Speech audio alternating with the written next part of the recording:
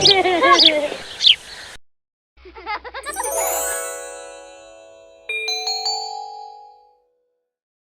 unang panahon, sa isang tahimik na sakahan sa Michigan, may isang batang lalaki na ang pangalan ay Henry. Hindi tulad ng ibang mga bata na laging nakikipaglaro sa bukid, si Henry ay mas gusto ang mga makina. Gusto niyang kalikutin ang mga ito para malaman kung paano gumagana ang bawat parte. Wow! Paano kaya gumagana ito? Wika ni Henry habang pinagmamasdan ang kanyang kinakalikot na orasan, habang ang kanyang ama naman ay kasalukuyang nag-aararo sa bukid. Henry, tulungan mo ako sa bukid, sabi ng kanyang ama. Hindi ka dapat naglalaro lang ng mga bagay na walang silbi.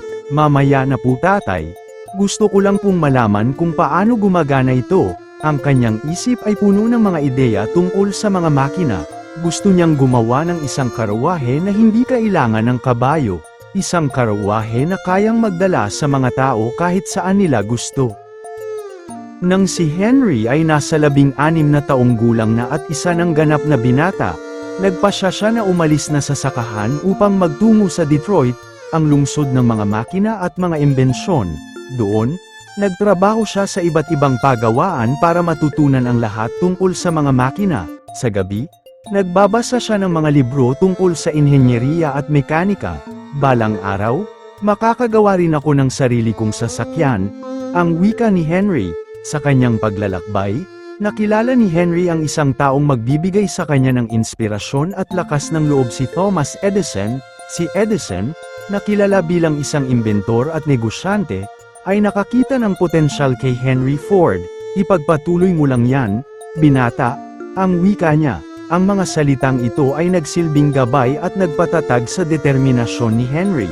Sa kanilang pagsasama, natutunan ni Henry ang kahalagahan ng tiyaga, inobasyon, at ang paniniwala sa sarili. Henry, may nakikita akong potensyal sa iyo. Huwag kang sumuko sa iyong pangarap, wika ni Edison. Maraming salamat po, Ginoong Edison, tugon naman ni Henry. Sa tulong ni Edison at dahil din sa kanyang sariling tiyaga, nakagawa si Henry ng kanyang unang sasakyan. Natupad ni Henry ang kanyang pangarap. Nakagawa siya ng isang karwahe na hindi kailangan ng kabayo. Ito ay tinawag na quadricycle. Ito ay isang simpleng sasakyan lamang, ngunit ito ang magiging simulan ng kanyang tagumpay. Nakikita na si Henry na nagmamaneho ng quadricycle sa mga lansangan ng Detroit, habang ang mga tao ay nakatingin sa kanya na may pagkamangha. Pagkatapos nito, itinatag ni Henry ang Ford Motor Company. Dito niya ginawa ang Model T, isang sasakyan na abot kaya ng lahat. Dahil dito, maraming Amerikano ang nakabili ng kotse. Naging mas madali ang kanilang paglalakbay at mas naging konektado ang mga komunidad. Dahil sa kanyang imbensyon, mas maraming tao ang nakabili ng sasakyan at patuloy nang nakapaglalakbay sa iba't ibang lugar. Si Henry Ford ay naging isang sikat na imbentor at negosyante.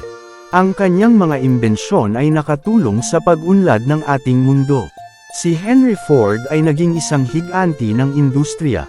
Nagpatuloy na umunlad at naging makabago ang kanyang mga sasakyan kahit sa kasalukuyan, kahit siya ay pumanaw na. Ang kanyang pangalan ay naging simbolo ng pag-unlad at tagumpay. Ang kanyang kwento ay isang inspirasyon sa lahat ng mga bata na may pangarap. Ipinakita niya na kahit gaano kahirap ang mga pagsubok, kung may determinasyon at tiyaga, lahat ay posible. Kung mayroon kayong hilig sa isang bagay, ipagpatuloy ninyo ito. Ang kwento ni Henry Ford ay puno din ng iba pang mga aral na maaaring matutunan ninyong mga bata, katulad ng huwag sumuko sa iyong mga pangarap. Bata pa lang si Henry, pangarap na niya ang makagawa ng isang karwaheng walang kabayo. Kahit maraming nagsabi na imposible ito, hindi siya sumuko. Sa huli, natupad ang kanyang pangarap. Kaya mga bata, kung may pangarap kayo, huwag itong bitiwan.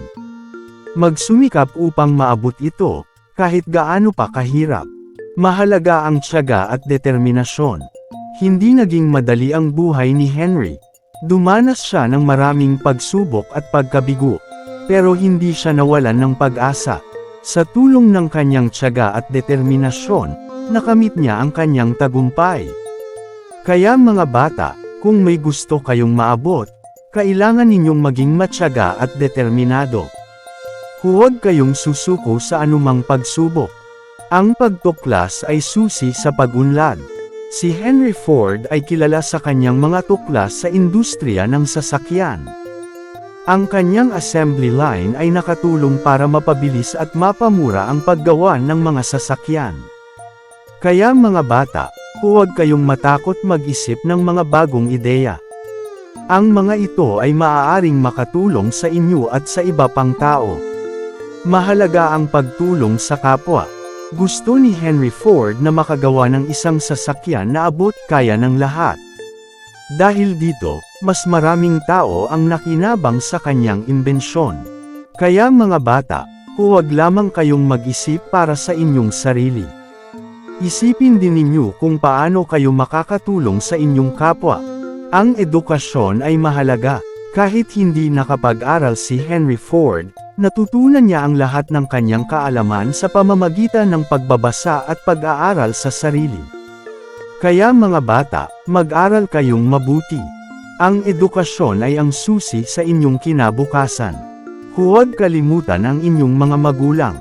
Kahit umalis si Henry sa sakahan para ituloy ang kanyang pangarap, hindi niya nakalimutan ang kanyang mga magulang. Kaya mga bata, mahalin at alagaan ninyo ang inyong mga magulang.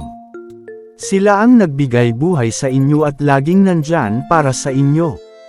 Ang kwento ni Henry Ford ay isang inspirasyon sa lahat. Ipinapakita nito na walang imposible kung may pangarap, tiyaga, determinasyon, at pananalig sa sarili. Kaya mga bata, huwag kayong matakot mangarap ng malaki. Malay ninyo, balang araw, kayo rin ang magbabago sa mundo.